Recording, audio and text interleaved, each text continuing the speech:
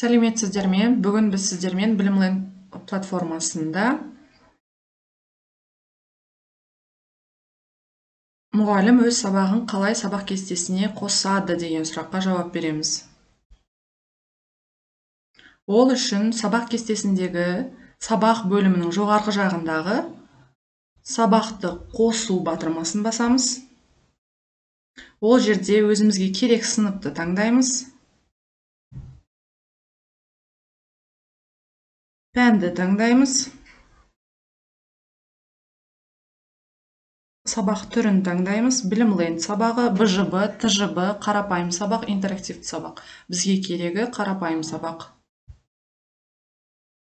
Сабақты таңдаймыз. Жаңа сабақ. Сабақтың тақырыбын енгіземіз.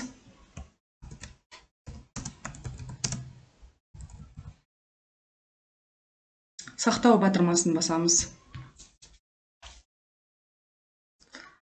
Сабақ тақырыбы сақталды. Әрі қарай өту батырмасын басып, жаңадан ашылған арнайы парақшада өз сабағыңызды құрастыра аласыз. Мен тапсырма деген жерге сабақ мақсаттарын көрсетемін, және де файлды қосу батырмасын басу арқылы презентация арқылы дайындалған сабақ тапсырмаларын жүктеймін.